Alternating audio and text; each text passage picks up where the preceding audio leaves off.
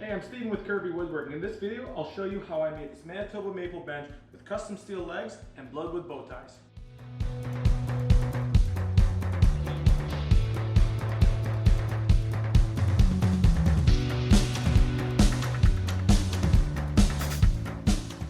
So to get this piece level, I'm going to be using this 1.5" router bit I got off of Amazon. This is too large to fit through the planer, so I'm going to be attaching this to the underside of our router, and I constructed this sled that's going to ride along the exterior of the table on each end. And I'm going to, once this is attached, I'm going to be just taking passes through. I'm going to take it down 1/8 of an inch at a time so I can level up the back end. I'll flip it over and repeat the same process while lowering the depth of this plunge router.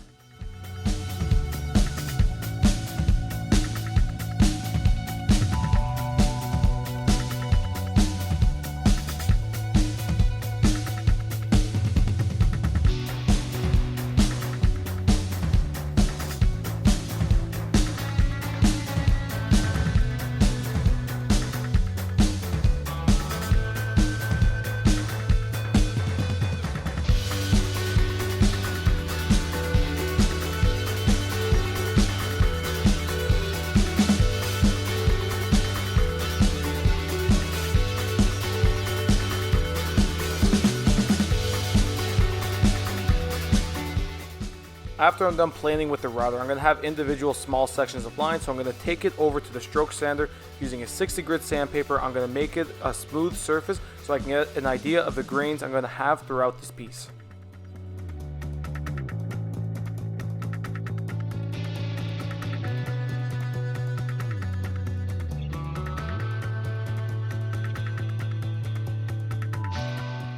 When you're doing inlay work, make sure that you use a smaller blade rather than a larger blade. When you place the piece on top and you trace around, you want to make sure that the width of the blade is very minimal so that you don't have a gap along the exterior when you're cutting. This gap will get bigger when you do your chiseling work, so you want to get as close as possible on the first try.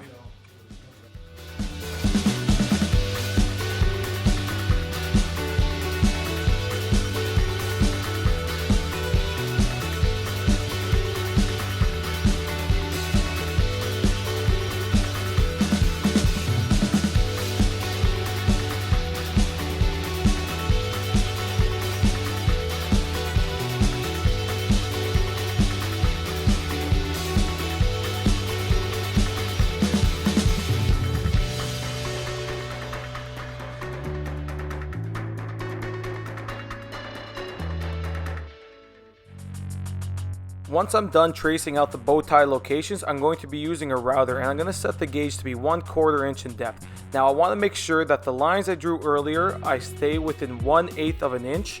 I don't want to get too close to that. It's very unforgiving. If I do screw up, I'm going to be cutting into the existing wood and I'll have to recut a new bow tie that is larger to cover up that error. So to be safe, stay within 1/8 of an inch with the router.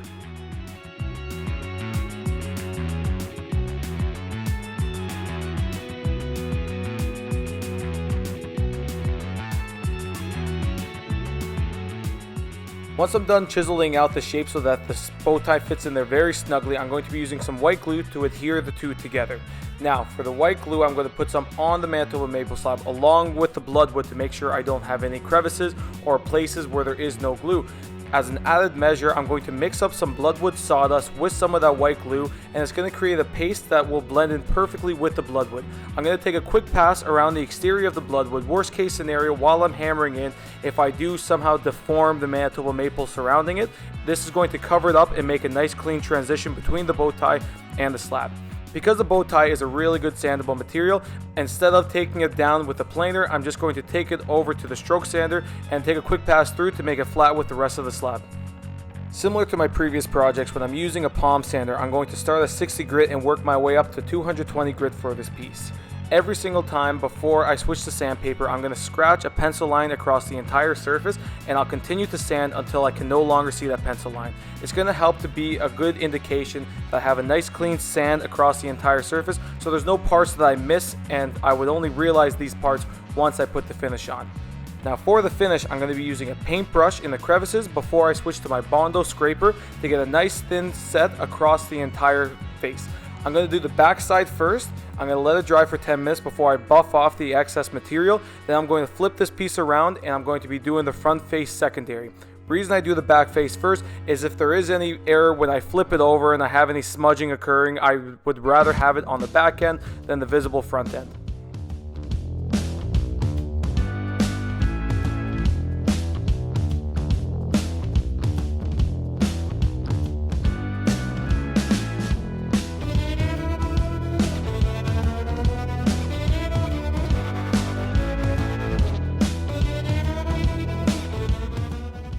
Now this is only after one coat of the Osmo Oil High Gloss Mix. I'm going to put a total of 4 coats on this, and this Osmo Oil will penetrate into the grain of the wood and it's going to help to make the slab itself stronger. And the more coats you put on it, the better shine you're going to get.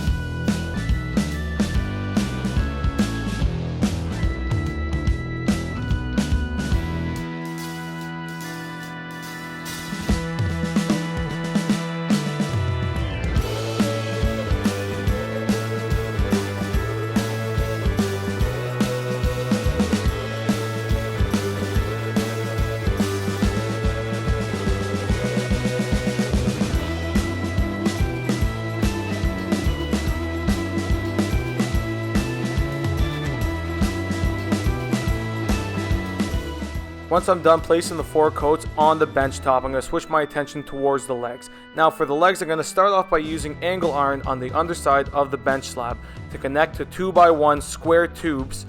That's going to be the actual leg portions. I'm also going to put a couple more designs in there, so I'll finish all of the cuts I need to complete for now, and I'm going to just do all of the welding after I'm done all these cuts. So the first welding I'm going to do is placing some end caps on the end of the steel pieces. I'm then going to be threading in some holes so that I can attach these adjustable legs onto there. This also gives it the look of solid steel, so this is a very important step. I'm going to do that, and I'm going to grind everything clean.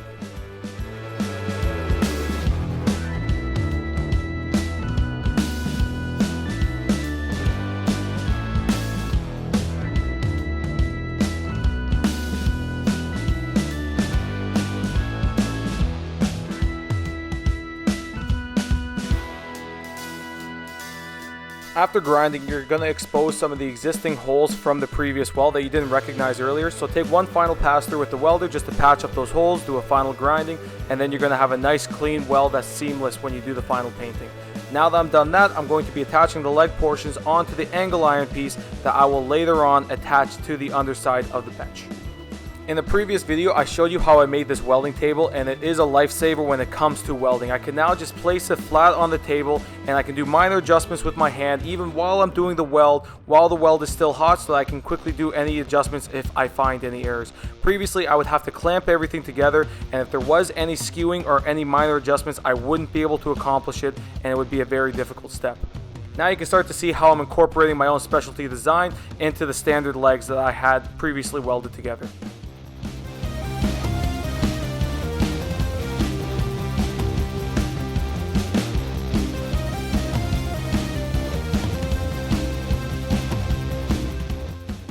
Now an important step is to plan how you're going to be doing your welding, so see how you will be able to access it at a later step with the grinder. Now I'm still going to take a pass through with some putty, and I'm going to use this putty to smooth over all the welds and the grinds.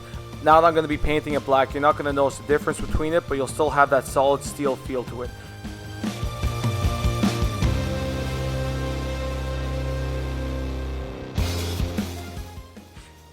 Now that I'm complete drilling the hole through the center of the legs, I'm going to be sticking this round bar through the center. Now, I do not want to have a weld on the inside here. It's going to be very difficult to grind, very difficult to keep it clean. So I'm going to drill a couple pilot holes through the back side of this, and I'll be tack welding this bar onto the exterior, and this is going to give me a nice clean surface so that I can easily grind it and make it presentable.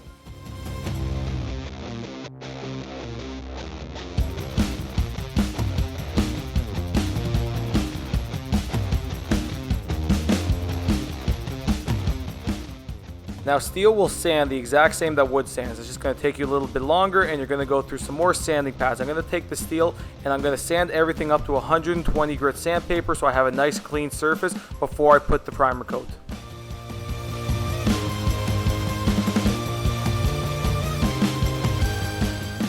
Before I permanently weld everything together, I'm going to place a clamp on top and I'm going to do some double checks with the measurements on all the corners before I start to weld through those pilot holes. Once I complete that, this is going to be a rigid piece that can then be attached on to the bench top once it is painted.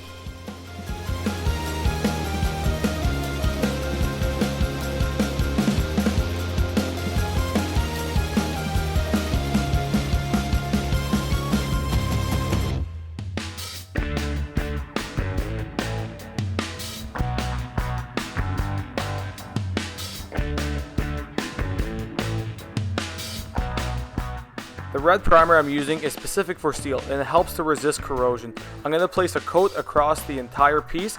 This is overkill. This is typically used for exterior steel if you have anything outside. This is all going to be inside, so I'm not worried about corrosion of this piece. This is just an extra step I'm taking just to be more confident in the piece. After I'm done that, if I have any runs, I'm going to take some 320 grit sandpaper. I'm going to sand them off before I do the final spray painting coat. I'm going to do a total of 3 passes just to make sure I don't have any blotchy parts or portions that I missed.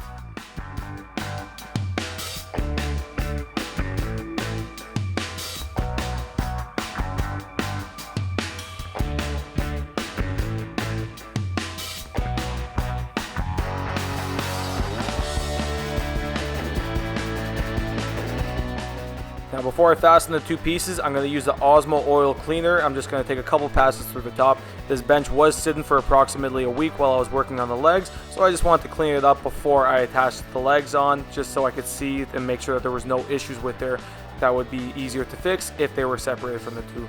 I'm just going to be using standard wood screws to connect the 2 together.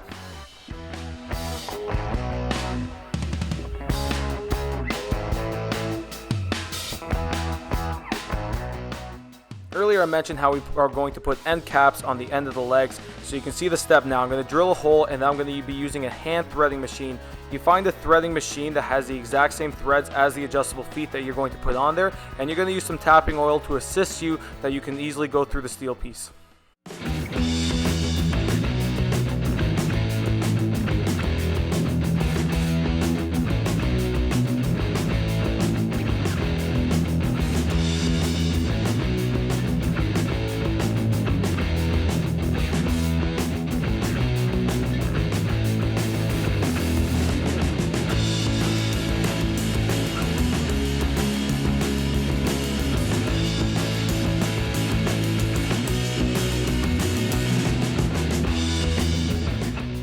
Thanks for watching our video on how we put together this custom bench. Now this is the second of 7 slabs that I have from this individual log. If you want to see how we work the other slabs, be sure to hit that alert button, subscribe, and of course to like this video.